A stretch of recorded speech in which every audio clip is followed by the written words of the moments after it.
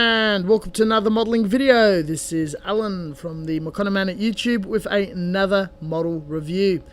Today we're going to be building the Mirage Hobby 172nd AT-1. The AT-1 is a prototype tank in the early periods of World War II all the way to the interwar period. It is more or less a T-26 chassis with a field gun lobbed on top and a Shutterly box built around it. It does later lead on to the Soviet Union's greater field guns and SPG's tank destroyers, especially the SU series. But this is what they had to begin with. You can imagine not mostly or ideally successful, but still a part of history. Now, very excited in picking this up, quite affordable little piece in Sydney. I really do like my prototypes in a war early light tanks. T-26 is a really cool tank. Though disappointed to find that this is a 35th scale model scaled down and suffers a bad case of Dragon Cyber Hobbies syndrome. The instructions are absolutely cluttered, bit hard to understand, plagued with mistakes. There is detail inside the hull, which is very difficult to measure up and fit. A bit of warpage, a bit of inaccuracy. You're going to have to take the instructions with a grain of salt and just run with it. You were given half a dozen runners, rubber tracks. Some of the parts are evidently not injection molded well, so the molds are probably either dying or whatnot. But this is nothing we cannot get through, as on this channel we are accustomed to vintage kits and bad models. The subject, which from our research we believe is the only one of this scale and size of styrene, is definitely worth jumping in. Not for the faint-hearted beginner modelers or someone after an easy ride, but I reckon it's still worth picking up if it is a requirement for your collection. Putting the box together requires glue that dries really quick. The Tamiya Quick Setter Extra Thin works beautifully well with that, with a little super glue in supporting that. Makes the build so much faster than traditional normal or slow drying cement. I used super glue to glue the rubber tracks all the way around. Not a problem.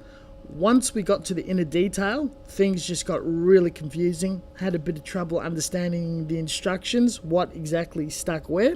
So I took liberty by doing a lot of test fitting with the cabin and sticking it together.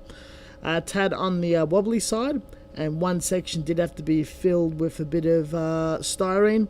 Lots of putty on the inside, sanding it on the outside. The box does look a bit crushed in. Not a perfect job assembling at all, but got it together, no problems. But aside from bashing this kit to smithereens, the proportions and detail look right. I did have to use reference material to assemble it, as the instructions did not assist. Though studying the instructions, the kit, my understanding of the period, it looks spot on. It's quite nice. The rivets are nicely raised, lots of stowage and extra items all over the place. The kit is quite wonderful, and if I did a better job assembling it, I've seen other people do so, it could be absolutely wonderful and marvelous. 35th, it would have been an awesome build. Now, I painted this away from home, club activity. Hitted it with the old automotive primer out of a rattle can, following straight onto a series of Russian greens, something quite dark, working my way up to a light green, a bit of colour modulation. All of the stowage was painted in appropriate colours, wood brown, steel, all that jazz. Gun muzzle and some other areas shaded with black, steel for the track work. Nice Girls and Panzer decal on either side.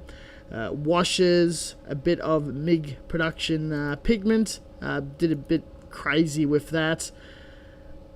Top coated everything and gave it a final SMS clear matte to dull it all down.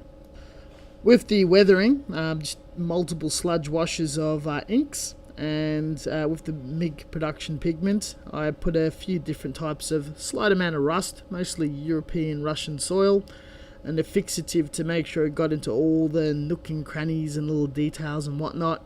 Popped beautifully. All in all, the box of the chassis does look a bit funky. There's gaps and there's bits that just sink ever so slightly by a bit of a millimeter. Not happy about that, but from afar, if you give it the 3 feet rule, very happy. Looks great. It's pretty cool. Very happy to have it in my collection. Good chance to fumble around with fine bits and whatnot, bit of etch, a bit of gluing, and experience with a more difficult so kit. It was just a quickie, cheap project. I have absolutely no regrets. It is a Soviet light SPG, something really cool. It's the sort of wet dreams that are made from playing too much World of Tanks or War Thunder. You just have to consider when you pick it up, crack it open, look at it, internal detail, builds like a Dragon 72nd that has been scaled down to 35th. Take your time, go very, very, very slow, and it should pop out nicely. But alternatively, if scale is not a big factor, this is something that would definitely be an ideal and fun project in 35th. Nonetheless, the chassis is very universal. If you just chucked a box and the cannon and whatnot on another kit, a bit of a kit bash, that would also be highly appropriate and work well. S model does a lovely chassis, so that's pretty good. 2 in the kit, don't forget.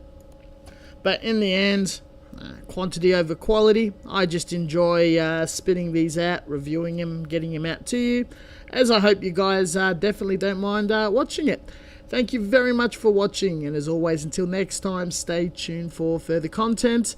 Keep a close eye on Facebook. A lot more armor content on your way, even though we've released a lot. If you're new here, we've got a playlist, over 50 armor videos.